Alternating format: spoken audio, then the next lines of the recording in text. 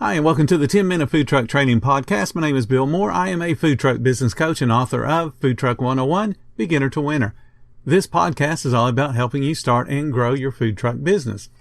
All this week, I'm talking to Chef Skylar out of Texas. He is owner of 3 different food concepts, and we explore his unique vision for the food vending industry. Today, we're talking about Chef's background and a little bit about egos. Imagine what's possible when learning doesn't get in the way of life. At Capella University, our game-changing FlexPath learning format lets you set your own deadlines so you can learn at a time and pace that works for you. It's an education you can tailor to your schedule. That means you don't have to put your life on hold to pursue your professional goals. Instead, enjoy learning your way and earn your degree without missing a beat. A different future is closer than you think with Capella University. Learn more at capella.edu. So tell me, who is Chef Skylar? So, my name is Chef Skylar Saab. I'm actually strictly from a skill set perspective, I'm actually a data-driven technologist turned professional foodie. And let me double click on that, right? I actually have a Master's of Science in Bioengineering, in Machine Learning and Artificial Intelligence, an MBA in Quantitative Analysis. And I actually have also been trained in Culinary Institute of America and other leading baking institutes. I've had real world experiences in restaurants. I have had real world experiences in street side vendors. I have learned, I'm well traveled across the globe as a part of my consulting jobs that I've held. And as a part of that, I have actually learned authentic cuisines across the globe. So, like we all know Greek. So I actually went to 2 months in Mediterranean. I went 2 weeks in Athens. I chilled out with some of the Greek grannies and grandmothers, and they taught me souvlaki kebabs and seafood and oysters. And so it's really a lot about global travels is how a lot of the food has been inspired from what I actually cook, and really authentic. Currently out here, I'm in North Texas, and I actually serve hundreds of families out here. I actually have 3 food concepts. I actually have not surprisingly, a global meal service. I actually have a wood-fired pizza catering business, and I actually have a healthy bars and nutrition, health and wellness foods. So these 3 concepts kind of keep me plenty busy.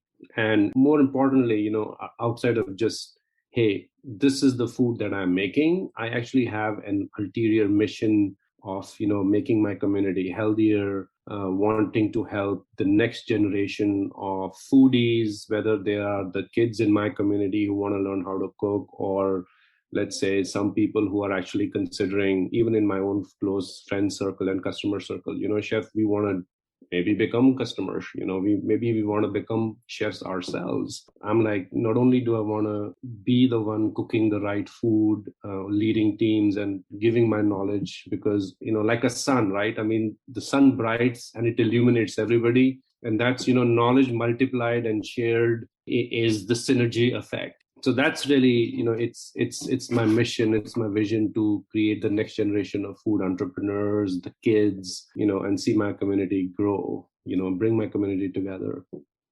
That's amazing. I love that story. Now, tell me, how do you go from being an engineer and all of your technical background to doing something that's very creative and being a chef? Tell me what inspired that. So, as an engineer, I was always creative. I never really had a problem of creativity. And as an engineer, I started writing code. I had been building websites, a lot of the Fortune 500 websites, that web enterprise business applications that you see, I have developed as a part of my team. And as I earlier mentioned, through consulting firms, I have actually traveled across the globe helping different countries. So when I used to travel, I used to be exposed to different authentic cuisines. And of course, being Indo-European culture descendant myself, these are 2 cultures which are extremely, extremely rich in food. So I was always like, I will always sneak out at the end of the day and try to find that street food vendor or that grandma cooking on the cart next door.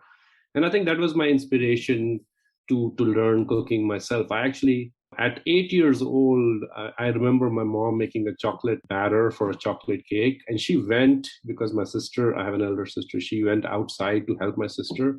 And I just quickly took the batter and I put it in the oven because I wanted to be the one making, making. And here I was just 8 years old, you know what I'm saying?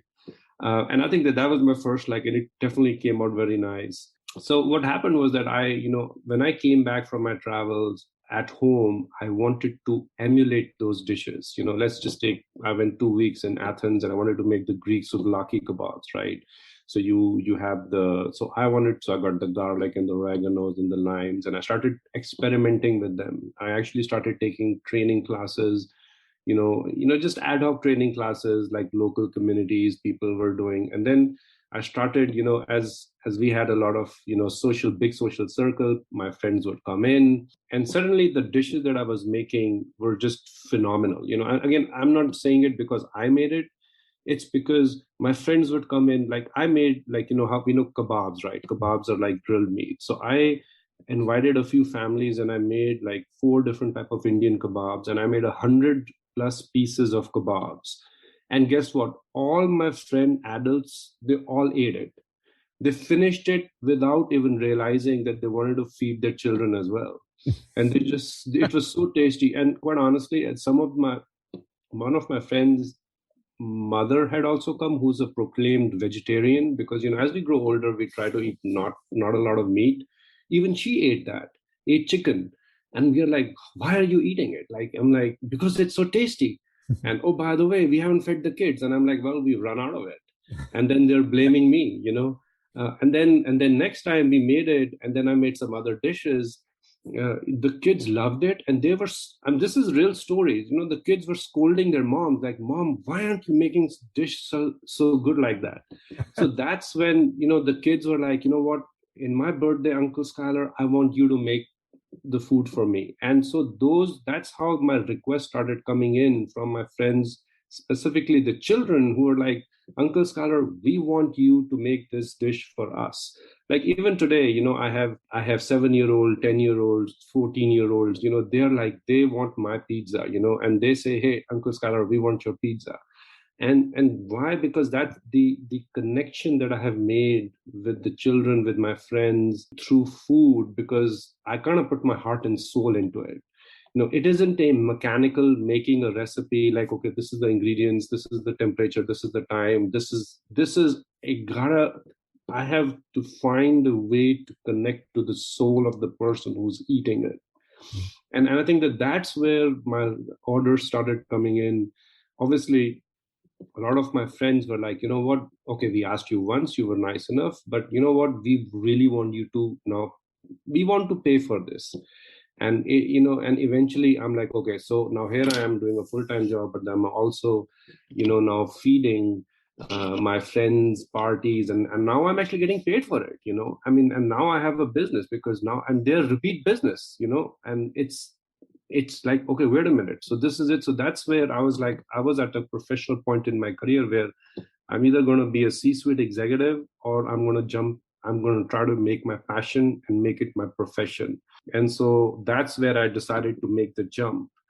And so, but I knew that just a passion or just a few friends buying is strictly a glorified hobby. In order for me to really know how to do my job well, I needed to have proper training. That's where I quit my job, but it was all customer driven. I quit my job. It was a calculated risk. It already had proven two very important things. One, I could cook, and two, people are willing to pay for my food. And especially children are involved. Like, even though I can say my friends were cooking, but they were eating my cooked food because they could still be nice, and they could. But when the children are involved, they're like, "Yep, we want to eat your food." And that's where I went to Culinary Institute of America. I went to the pastry school in Chicago. I actually went to, a lot of baking institutes. I interned in a lot of restaurants. I actually took a dishwasher job just because I wanted to work under a specific chef, right, to learn a specific type of pizza that I want to make. And here I am, an executive, a senior executive. I had to let go of my ego to take a dishwasher / frontline job, because that's ultimately what I wanted to learn. And here, so now that's where I started to pick, the professional skill set of how to run it as a business, how to run it as an operation, how to run it in a scalable manner beyond just, hey, I can cook a couple of good dishes that my friends are willing to pay for. Right. That's awesome. Tomorrow, Chef Skylar and I talk about working on your business and not in your business. Thank you guys so much for listening to the 10-Minute Food Truck Training Podcast. If you find all the information helpful to your food truck business, please consider becoming a monthly supporter of the podcast. Just hit the support button or follow the link in the description.